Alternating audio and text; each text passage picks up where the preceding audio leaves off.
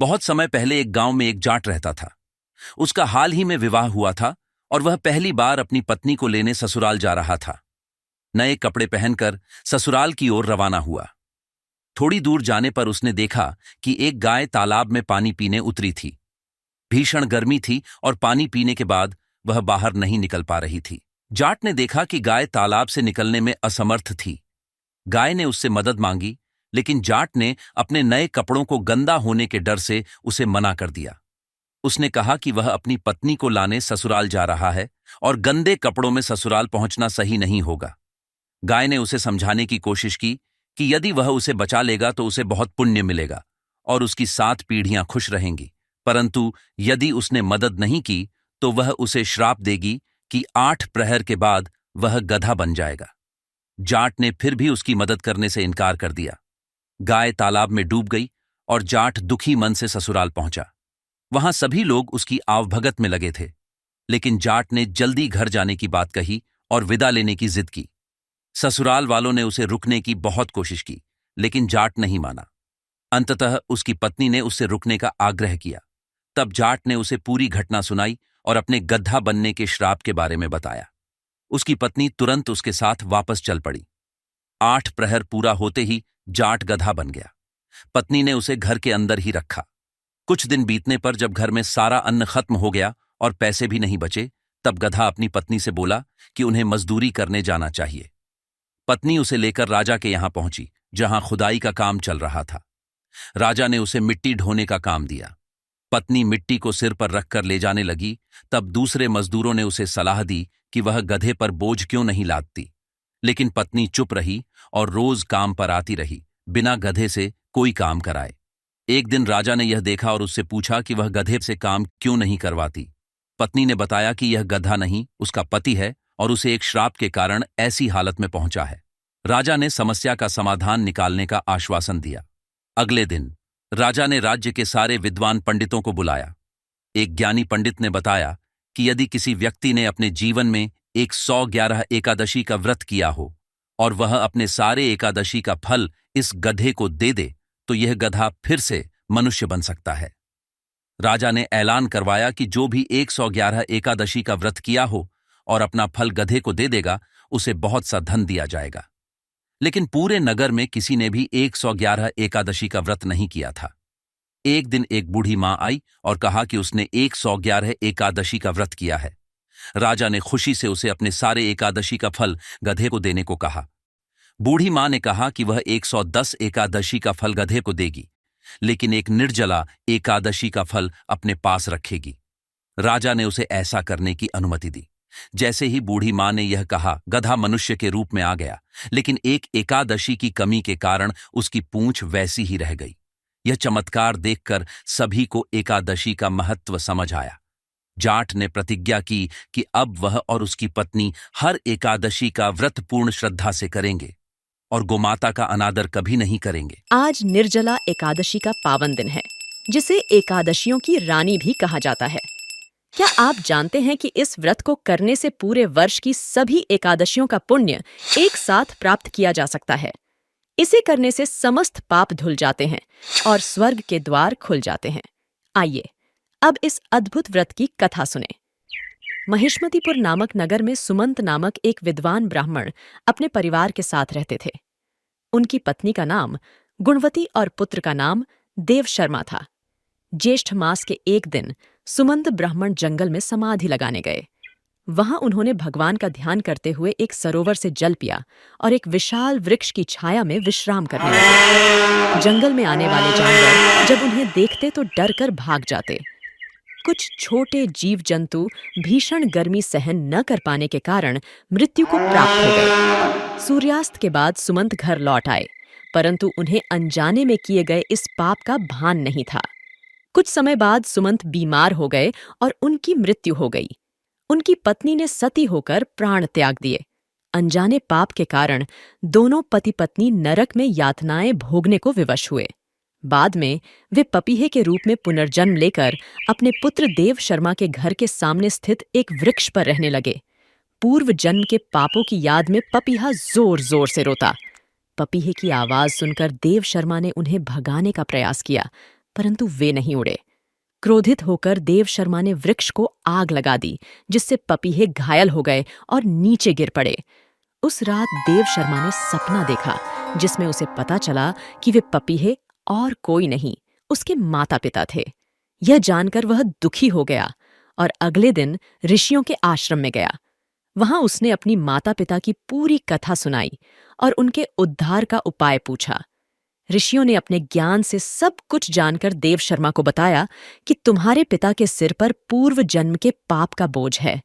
उनकी मुक्ति के लिए तुम्हें ज्येष्ठ मास की एकादशी को निर्जला यानी बिना पानी पिए व्रत रखना होगा और सभी प्राणियों के लिए पानी की व्यवस्था करनी होगी। देव शर्मा ने ऋषियों के कहने पर ज्येष्ठ की एकादशी को निर्जला व्रत रखा, वन में रहने वाले जीवों के लिए पानी की व्यवस्था की और गांव में जगह जगह प्याऊ बनवाए। देव शर्मा के इन प्रयासों के फलस्वरूप उनके माता पिता को पपीहे की योनि से मुक्ति मिल गई और उन्होंने मानव का शरीर धारण किया। वे प्रसन्न होकर देव शर्मा को सुख समृद्धि का आशीर्वाद देकर वैकुंठ चले गए। तभी से निर्जला एकादशी का व्रत रखने की परंपरा चल पड़ी। जो व्यक्ति पूरे वर्ष में कोई व्रत नहीं रखता है, उसे निर्जला एकादशी का व्रत अवश्य रखना चाहिए। एक नगर में नित्यानंद नाम का एक सफल व्यापारी अपनी पत्नी गोमती के साथ एक बड़े से मकान में रहता था। उनका व्यापार खूब फल फूल रहा था और धन धान्य की कोई कमी नहीं थी। नित्यानंद भगवान विष्णु और माता लक्ष्मी के बड़े भक्त थे। गोमती, अगर तुम इस भिखारी को भोजन दे दोगी तो हमारे लिए भोजन कम पड़ जाएगा, फिर से खाना बनाना पड़ेगा। इन लोगों को आदत हो जाती है, खुद कुछ काम नहीं करेंगे और मांग मांग कर दिन गुजारेंगे। किसी को थोड़ा सा भोजन देने से हमारे धन में कोई कमी नहीं हो जाएगी, लेकिन आप यह नहीं समझेंगे। ऐसा धन किस काम का जो किसी के काम ना आए। नित्यानंद की कंजूसी के कारण कई लोग मदद मांगना भी छोड़ देते थे। एक बार नित्यानंद रिक्शा में बैठकर घर लौट रहा था, जब एक मजबूर व्यक्ति उसके पास आया। सेठ जी, आप तो बहुत पैसे वाले लगते हैं। कुछ लुटेरों ने मेरे सारे पैसे और सामान छीन लिए। मैंने उनका विरोध किया तो उन्होंने मुझे मारा भी। मेरा गांव यहां से बहुत दूर है। लगता है भीख मांगने का यह नया तरीका है। जाओ जाओ, किसी और से मदद मांगो। बहुत देखे हैं मैंने ऐसे भिखारियों को। चलो रिक्शा आगे बढ़ाओ।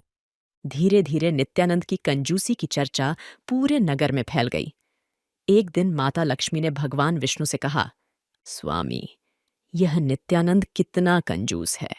वह दूसरों की जरूरतों को कोई महत्व ही नहीं देता। वह कभी किसी जरूरतमंद की मदद ही नहीं करता और न ही कभी कुछ दान करता है। हाँ देवी, मैं भी वही सोच रहा हूं कि इसे सही रास्ते पर कैसे लाया जाए। यह है तो हमारा परम भक्त, लेकिन इसका मन बड़ा छोटा है। स्वामी, अगर यह ऐसा ही रहा तो इसका उद्धार कैसे होगा? एक रात नित्यानंद गहरी नींद में था। तभी भगवान विष्णु उसके सपने में आए। नित्यानंद, तुम मेरे परम भक्त हो, लेकिन तुम कभी किसी को कुछ दान नहीं करते। इस वजह से हम तुमसे नाराज हैं। यह आप क्या कह रहे हैं प्रभु? आप मुझसे नाराज हैं। मुझे क्षमा करें प्रभु। आप जैसा कहेंगे मैं वैसा ही करूंगा, लेकिन आप मुझसे नाराज न हो प्रभु। तुम अगर हमारी सच्ची भक्ति करना चाहते हो तो किसी ब्राह्मण पति पत्नी को भोजन कराओ और फिर उन्हें दान दो। दान इतना दो कि उनका झोला भर जाए। मैं ऐसा जरूर करूंगा प्रभु। सुबह उठकर नित्यानंद ने अपनी पत्नी को सपने की बात बताई और पूजा पाठ के बाद ब्राह्मण पति पत्नी की खोज में निकल पड़ा। पूरा दिन बीत गया, लेकिन उन्हें कोई ब्राह्मण दंपत्ति नहीं मिला।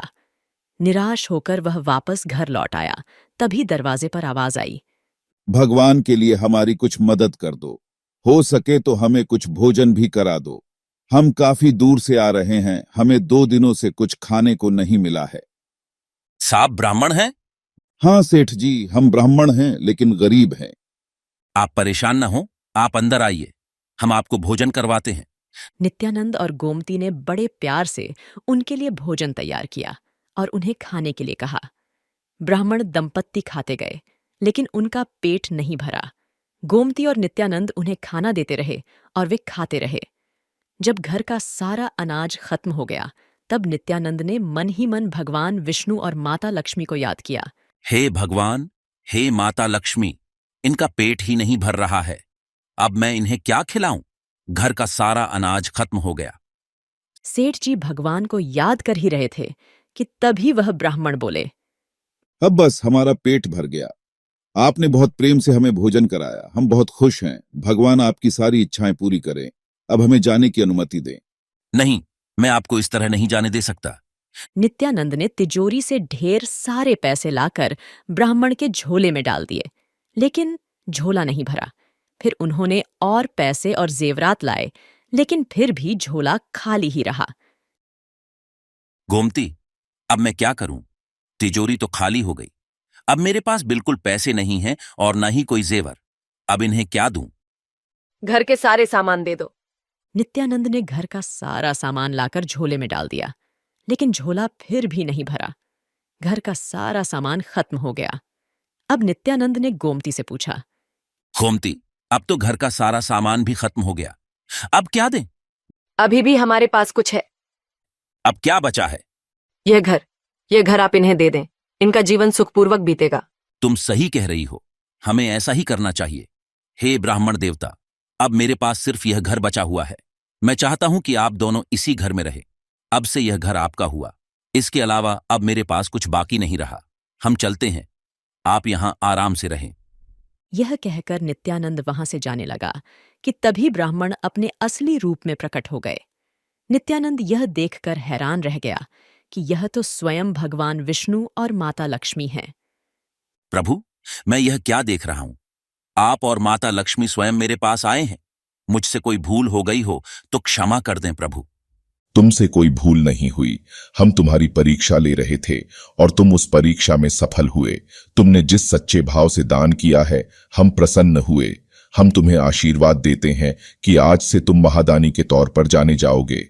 इतना कहने के बाद भगवान विष्णु और माता लक्ष्मी अंतर्ध्यान हो गए। नित्यानंद का सारा सामान वापस आ गया।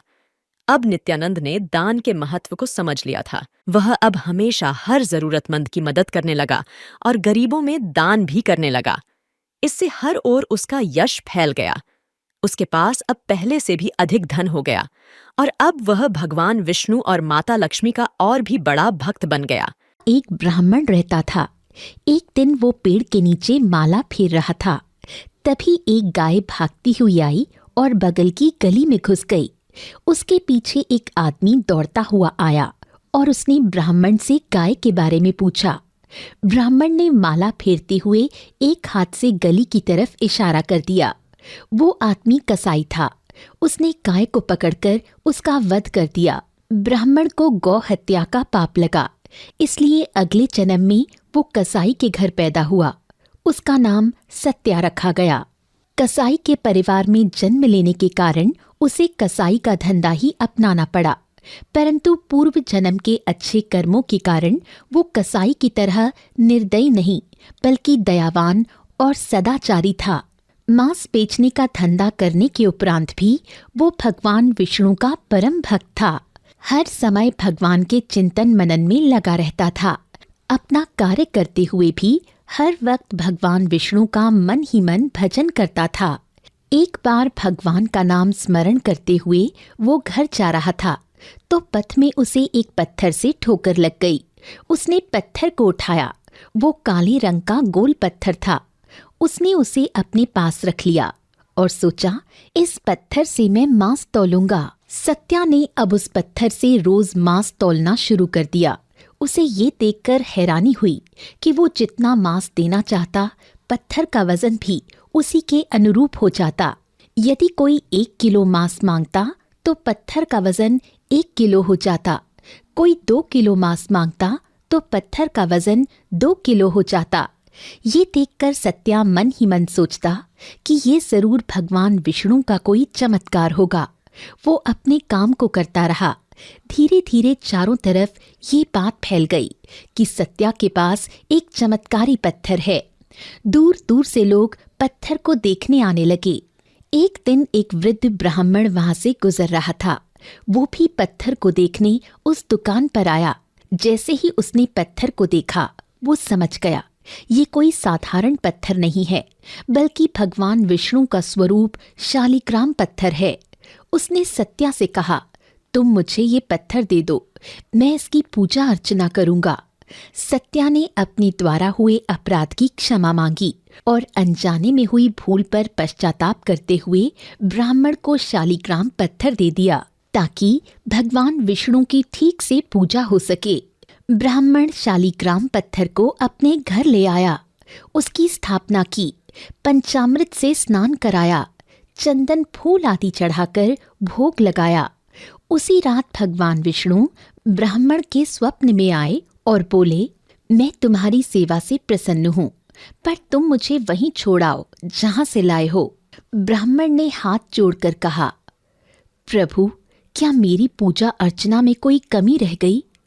इस पर श्री हरि ने कहा, नहीं, ऐसी बात नहीं है।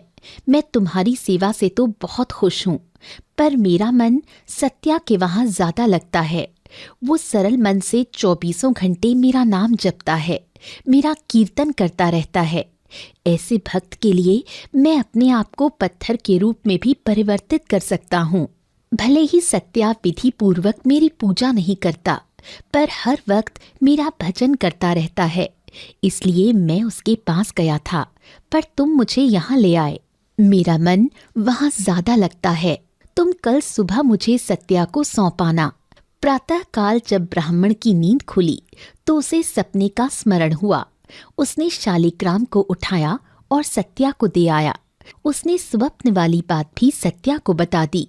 ये सब देख सुनकर सत्या की आंखों से आंसुओं की धारा बहने लगी। उसने कहा, मेरे प्रभु को यदि भजन कीर्तन इतना पसंद है तो मैं कसाई का काम छोड़ दूंगा और भजन ही करूंगा। उस दिन से उसने अपना धंधा छोड़ दिया और दिन रात हरि के भजन कीर्तन में लग गया। लोगों ने उसका नाम सत्या कसाई से सज्जन कसाई रख दिया। सज्जन कसाई की भक्ति से प्रसन्न होकर श्री हरि ने उसे साक्षात दर्शन दिए।